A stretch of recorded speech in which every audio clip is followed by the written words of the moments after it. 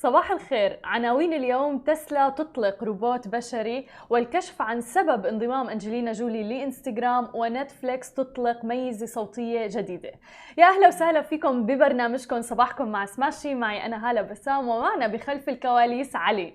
صباح الخير يا جماعة الخير. كيفك اليوم علي؟ اليوم اوكي، بس تخنى شوية بالبداية. ايه علي شوي هيك علق بالبداية يعني، بس الأمور تمام حاليا. نتمنى لكم بداية أسبوع سعيدة للجميع، مليئة بالإنتاجية والإيجابية أيضا. وشكرا لكل الناس اللي عم تتابعنا، سواء كان بخلف الكواليس على الانستغرام لايف، أو وين ما كنتوا عم تتابعونا، تطبيق سماشي، الويب سايت، أو حتى مواقع التواصل الاجتماعي الخاصة فينا. ومن دون أي إطالة خلونا نبدأ بأخبارنا لليوم. نحن بثينا على قناة سماشي تي في الحدث AI، واللي هو عن الذكاء الاصطناعي لشركة تسلا تحديداً. الآن كشف الرئيس التنفيذي لشركة تسلا إيلون ماسك أنه الشركة المصنعة للسيارات الكهربائية رح تطلق روبوتا متخصصاً بأداء الأعمال الخطيرة. وقال إيلون ماسك أنه شركته ستطلق تسلا بوت العام القادم، وهو نموذج أولي لروبوت رح يشبه البشر، رح يقوم بأداء أعمال خطيرة متكررة مملة ما بيروق للناس القيام بها. وفي حدث في إطار يوم الذكاء الاصطناعي، قال رائد الأعمال ملياردير إنه الروبوت اللي رح يبلغ طوله تقريبا 176 سنتيمتر، أطول مني يعني، رح يتمكن من أداء مهام مثل ربط براغي بالسيارات، استخدام مفتاح ربط مثلا، شراء أمور من البقالة ومن المتاجر، وغيرها من العمليات اللي تعتبر ممكن تكون مملة للبشر. وأوضح إيلون ماسك إنه الروبوت رح يكون له تأثير هائل على الاقتصاد أيضاً، إذ سيواجه نقص العمالة، مضيفاً أيضاً أنه كان من المهم عدم جعل الروبوت أيضاً باهظ التكلفة، بحيث يصير في عن جد للشركات أنها تشتريه وتحصل عليه.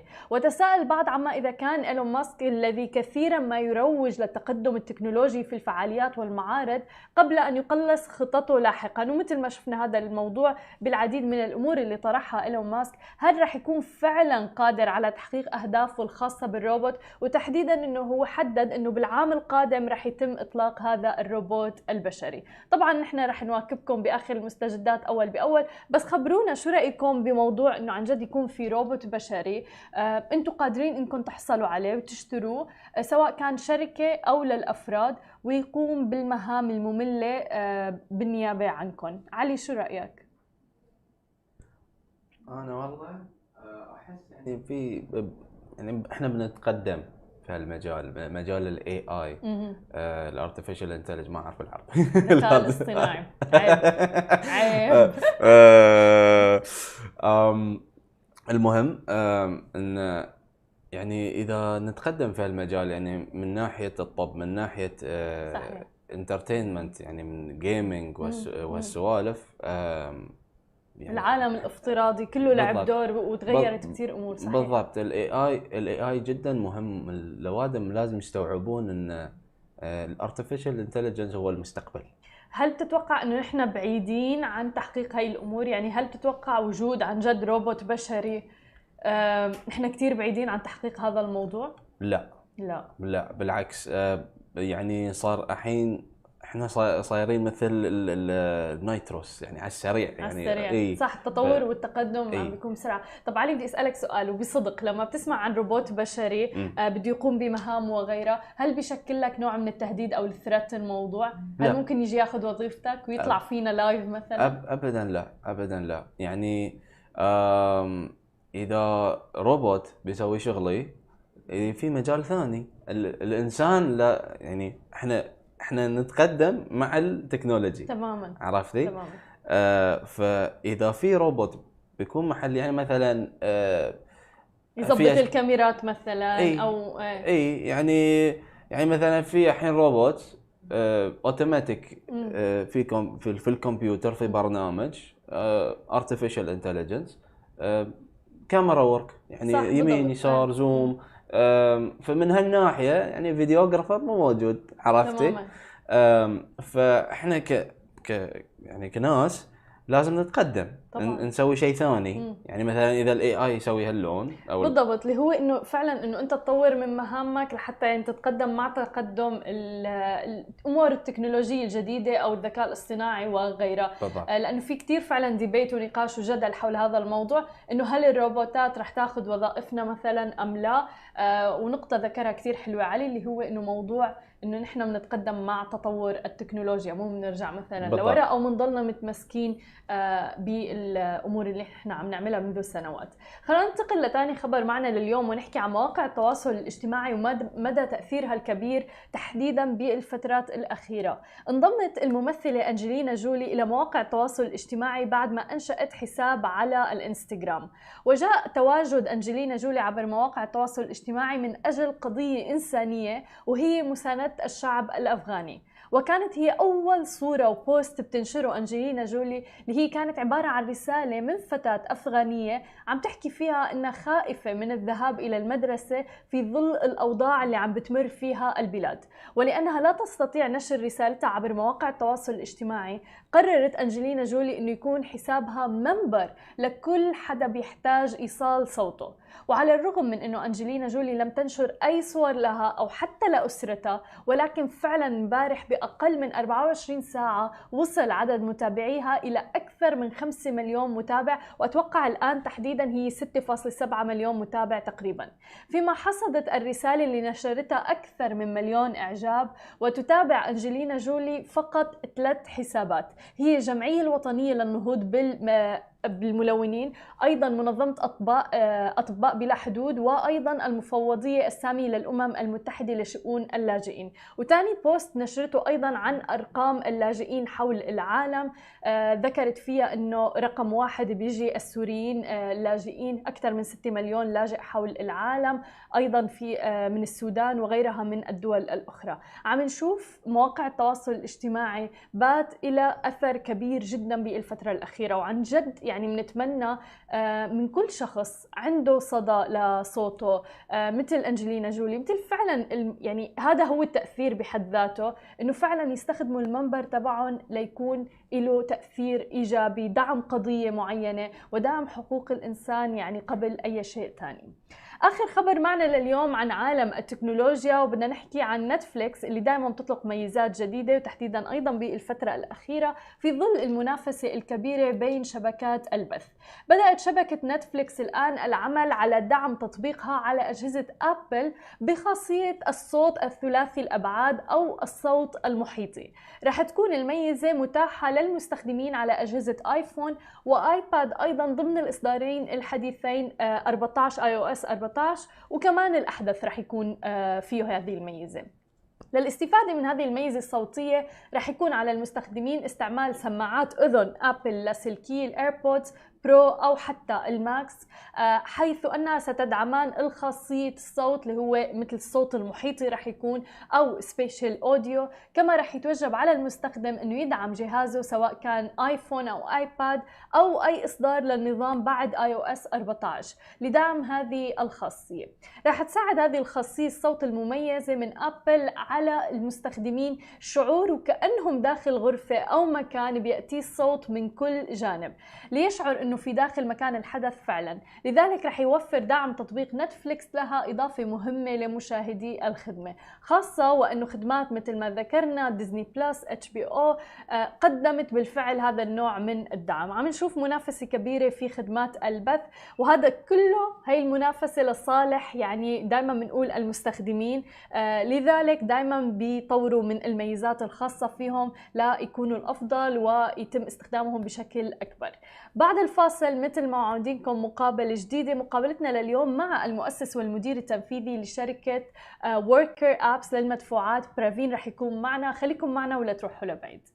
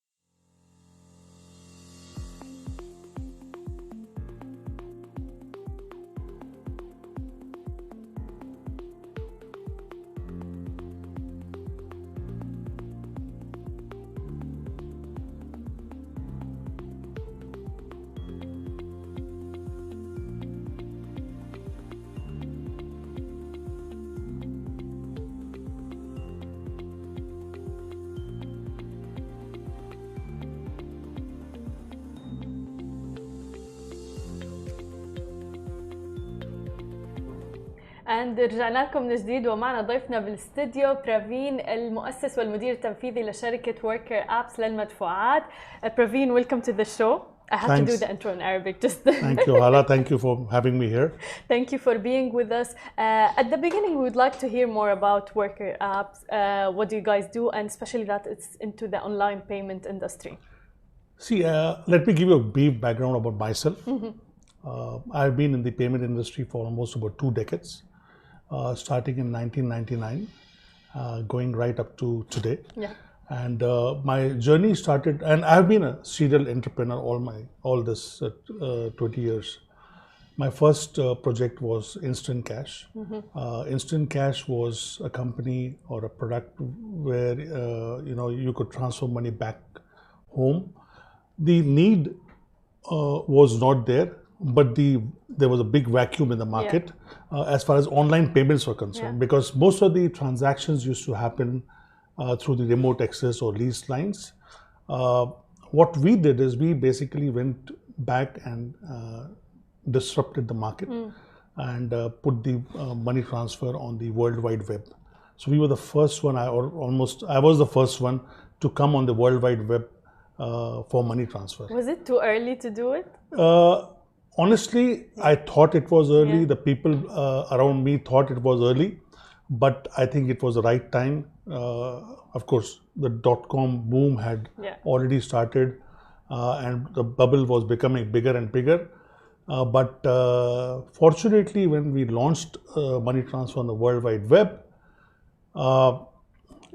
it disrupted the market completely. Big players, I'm not naming them, players basically went to their boardrooms and they had to run helter-skelter to basically match our speed. Nice. And what we did at that time is we got the transfer pricing, which was exorbitantly high, from $15 right up to $7. Wow. So we made it almost 50%. The speed was faster. We got more modes of payments.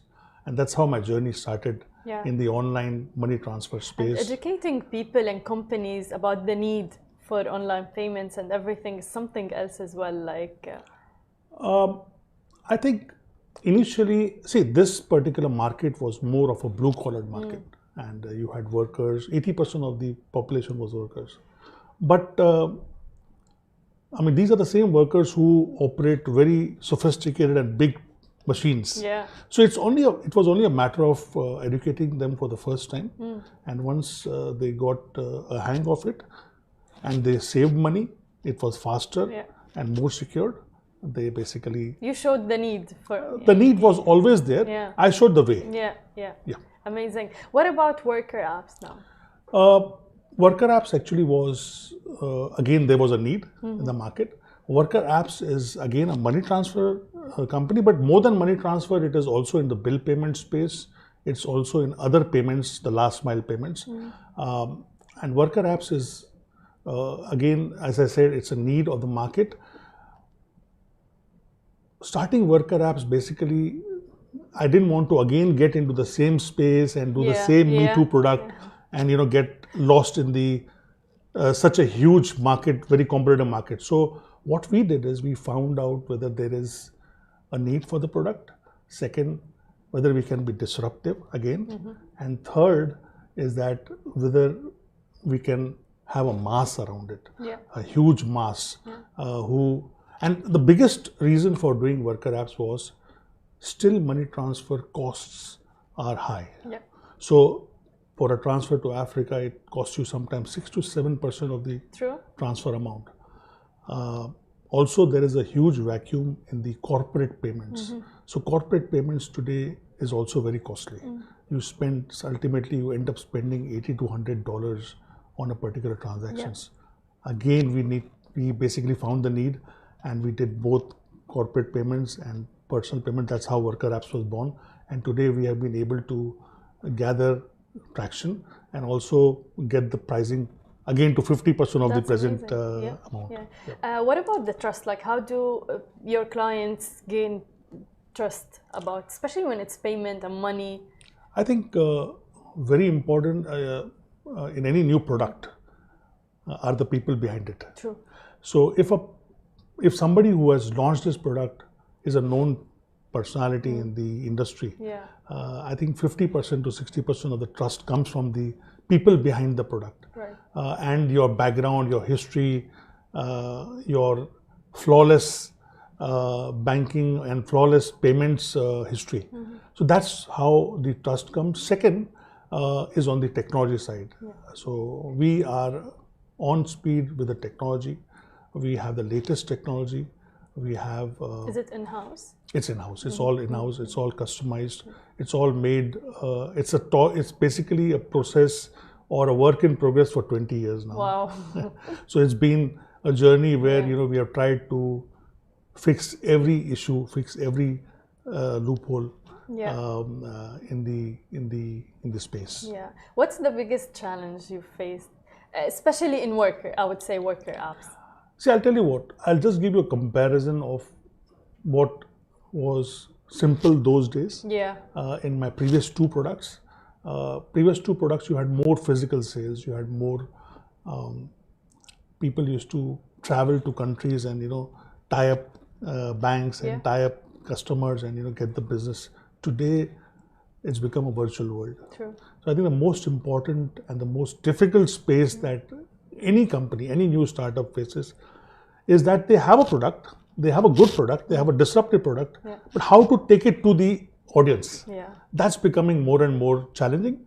Fortunately, again for us, we have some good marketing people, we have some good marketing agencies, and we have been able to get traction right from Europe to Jordan to the GCC to Africa, and now we are going to and Canada, and now we are going to enter this side of the world, which is the GCC and the Greater Asia.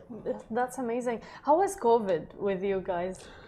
COVID, on a global level, it is bad. It's not. I mean, the world order has changed. People are at home. Work from home has become the new norm.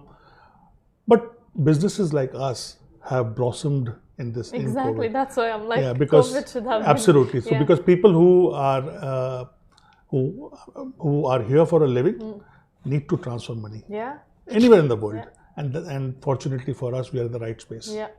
Exactly. And did you see any trend during COVID, raise in transaction or anything?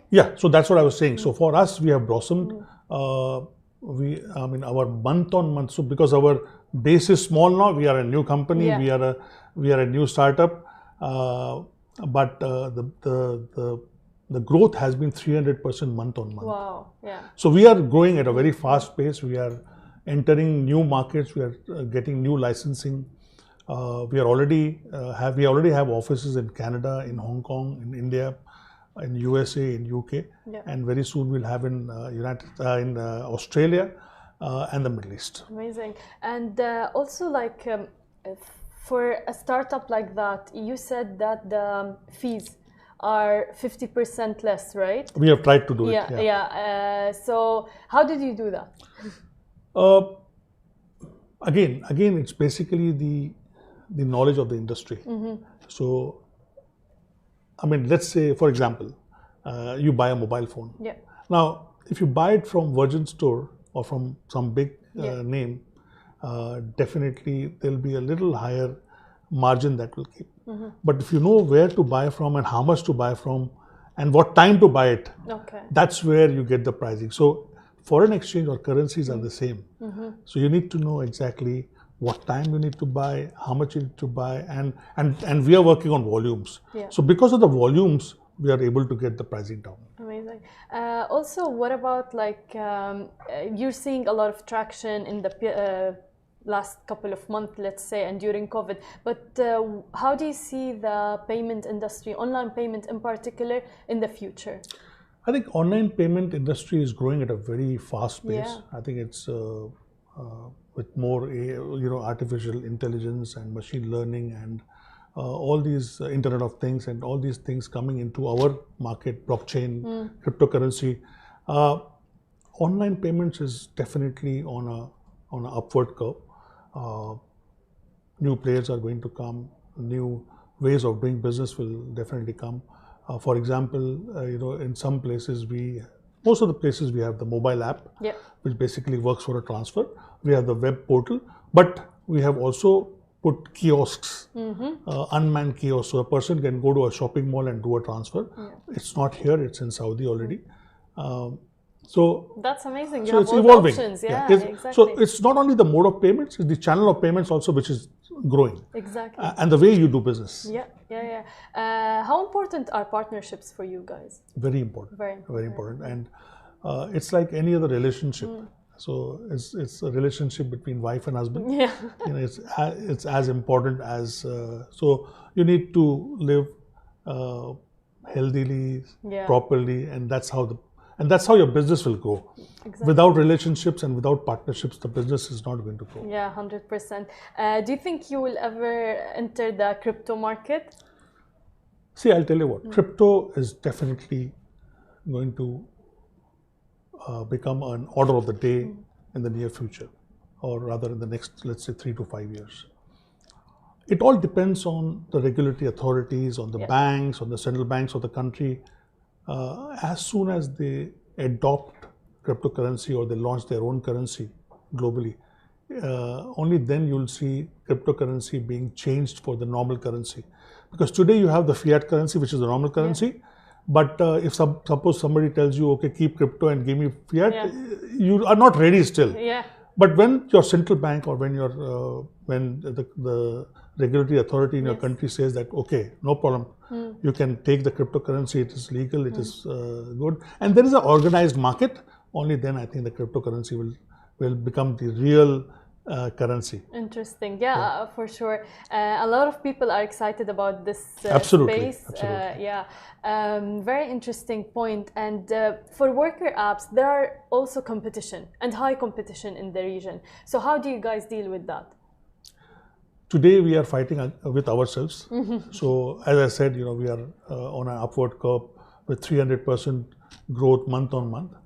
We have not seen competition yet. Except for the fact that how we need to be better from the competition as far as the product is concerned, as far as our marketing is concerned, as far as all the ingredients that go into the business is concerned, competition is definitely there. Again, as I said, it's healthy as well. It's healthy, and it all depends on the people behind the game, how they face competition and how they see. Today, again, as I said in the earlier part of my conversation, is that sharing is caring. So we have to be partnerships are very important.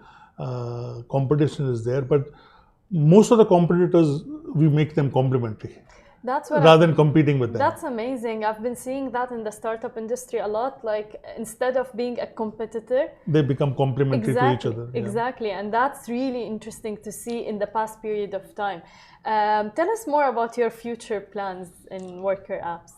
As I said, worker apps is today in certain regions. How many countries? We are now in 100 plus countries. But we need to consolidate more, we need to have more licensing, we need to have more bank accounts, we need to have more partnerships, we need to enter more products, and definitely along the way we'll have blockchain, cryptocurrency coming into the equation. So worker apps is definitely poised for a huge leap into the future.